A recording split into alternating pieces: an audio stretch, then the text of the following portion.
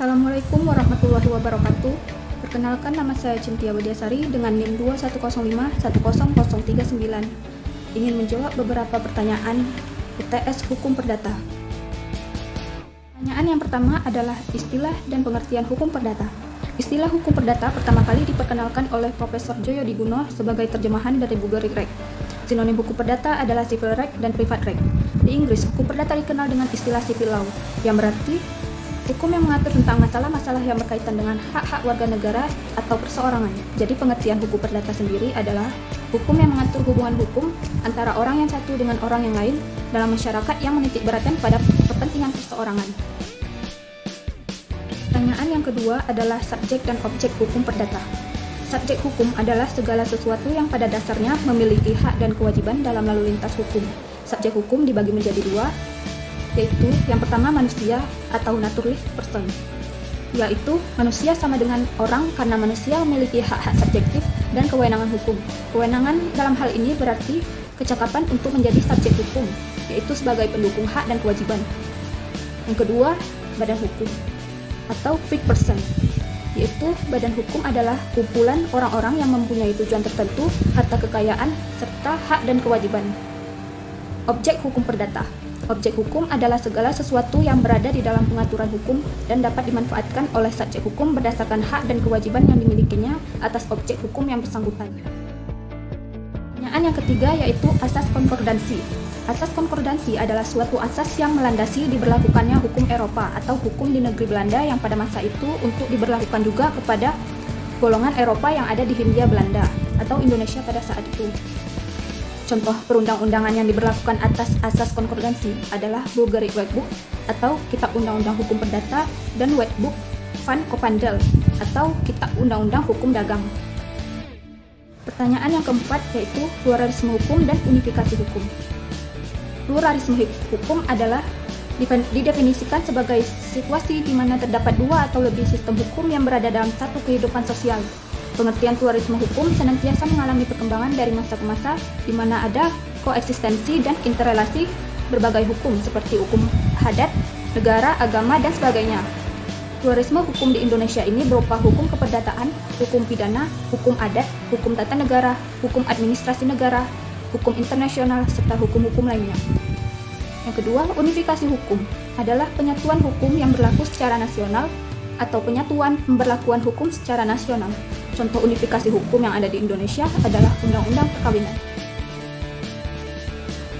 Pertanyaan yang kelima yaitu penyebab pluralisme hukum dalam hukum perdata di Indonesia. Pluralisme hukum adalah munculnya suatu ketentuan atau sebuah aturan hukum yang lebih dari satu di dalam kehidupan sosial. Kemunculan dan lahirnya pluralisme hukum di Indonesia disebabkan karena faktor historis bangsa Indonesia yang mempunyai perbedaan suku, bahasa, budaya, agama, dan ras. Pertanyaan yang keenam yaitu kewenangan dan kecakapan hukum. Kewenangan dan kecakapan keduanya merupakan hal yang serupa. Kewenangan dan kecakapan menjadi penting ketika dihadapkan pada sahnya subjek hukum dalam melakukan perbuatan hukum tertentu. Orang yang cakap atau wenang melakukan perbuatan hukum menurut undang-undang adalah: yang pertama, orang yang dewasa di atas 18 tahun atau pernah melangsungkan perkawinan. Yang kedua, tidak di bawah kemampuan, yaitu orang dewasa tapi dalam keadaan dungu, gila, pemboros, dan lain-lain. Yang ketiga, tidak dilarang oleh UU. Misalnya, orang yang dinyatakan pailit oleh undang-undang dilarang untuk melakukan perbuatan hukum. Pertanyaan yang ketujuh, tidak cakap hukum.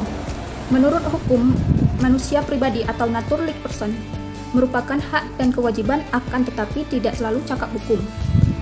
Untuk melakukan perbuatan hukum, orang-orang yang menurut undang-undang tidak cakap melakukan perbuatan hukum adalah: yang pertama, orang yang belum dewasa, yaitu anak yang belum mencapai umur 18 tahun atau belum pernah melangsungkan perkawinan. Yang kedua, orang-orang yang ditaruh di bawah kemampuan, yaitu orang dewasa tapi dalam keadaan dungu, gila, mata gelap, dan pemboros. Yang ketiga, orang-orang yang dilarang undang-undang untuk melakukan perbuatan hukum tertentu, yaitu misalnya orang yang dinyatakan pailit. Pertanyaan ke-8, syarat-syarat sah perkawinan menurut Kitab Undang-Undang Hukum Perdata. Perkawinan adalah pertalian yang sah antara seorang laki-laki dan seorang perempuan untuk waktu yang lama. Perkawinan bukan saja ikatan lahir batin tetapi mengikat kedua belah pihak. Dalam Kitab Undang-Undang Hukum Perdata, untuk melaksanakan perkawinan yang sah, maka harus memenuhi syarat-syarat sahnya perkawinan, yaitu yang pertama, kedua pihak telah berumur sesuai dengan yang ditetapkan undang-undang, yaitu seorang laki-laki 18 tahun dan untuk perempuan 15 tahun. Yang kedua, harus ada persetujuan dari kedua pihak. Yang ketiga, untuk seseorang perempuan yang sudah pernah kawin harus lewat 300 hari sesudah putusnya perkawinan. Yang keempat, tidak ada larangan dalam undang-undang bagi kedua pihak. Yang kelima, untuk pihak yang masih di bawah umur harus ada izin orang tua atau walinya. Pertanyaan ke-9 yaitu pemisahan harta kekayaan. Berdasarkan Kitab Undang-Undang Hukum Perdata maupun Undang-Undang Perkawinan, perjanjian pisah harta merupakan suatu perjanjian mengenai harta benda suami istri selama perkawinan mereka. Berdasarkan ketentuan pasal 29 Undang-Undang Perkawinan, perjanjian pisah harta hanya dapat dibuat sebelum diberlangsungkannya perkawinan. Tapi dalam hal ini menimbulkan kesulitan bagi pasangan suami istri yang masih awam mengenai perjanjian pisah harta. Sehubungan dengan hal tersebut, Mahkamah Konstitusi mengeluarkan putusan yang mengubah ketentuan pasal 29 Undang-Undang Perkawinan tersebut, yakni yang pertama, perjanjian pisah harta secara tertulis dapat dilakukan sebelum dilangsungkannya atau selama dalam ikatan perkawinan dengan disahkan oleh pegawai pencatat perkawinan atau notaris. Yang kedua, perjanjian berlaku sejak perkawinan dilangsungkan, kecuali ada ketentuan lain di dalamnya. Yang ketiga, selama perkawinan berlangsung, perjanjian berisi mengenai harta atau perjanjian lainnya. Perjanjian pisah harta setelah menikah tidak dapat diubah atau dicabut kecuali bila ada persetujuan kedua belah pihak. Pertanyaan ke-10 yaitu perwalian. Perwalian adalah pengawasan terhadap anak di bawah umur yang tidak berada di bawah kekuasaan orang tua. Pada umumnya, dalam setiap perwalian hanya ada seorang wali saja, kecuali apabila seorang wali ibu kawin lagi. Dalam hal mana suaminya menjadi wali ayah. Jika salah satu dari orang tua tersebut meninggal, maka menurut undang-undang orang tua lainnya dengan sendirinya menjadi wali bagi anak-anaknya. Berikut anak-anak yang membutuhkan perwalian dibedakan menjadi 3, yakni yang pertama, anak sah yang kedua orang tuanya telah dicabut kekuasaannya sebagai orang tua. Yang kedua, anak sah yang orang tuanya telah bercerai.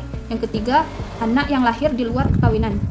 Syarat-syarat seseorang dapat ditunjuk sebagai wali terdapat dalam pasal 51 ayat 2 Undang-Undang Perkawinan, yakni dewasa, berpikiran sehat, berperilaku adil, jujur, dan berkelakuan baik.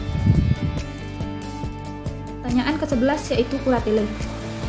Pengampuan atau kuratele adalah keadaan orang yang telah dewasa yang disebabkan sifat-sifat pribadinya dianggap tidak cakap mengurus kepentingannya sendiri atau kepentingan orang lain yang menjadi tanggungannya, sehingga pengurusan itu harus diserahkan kepada orang yang akan bertindak sebagai wakil menurut undang-undang dari orang yang tidak cakap tersebut. Orang yang telah dewasa yang dianggap tidak cakap tersebut disebut kurandus, sedangkan orang yang bertindak sebagai wakil dari kurandus tersebut disebut pengampu atau kurator.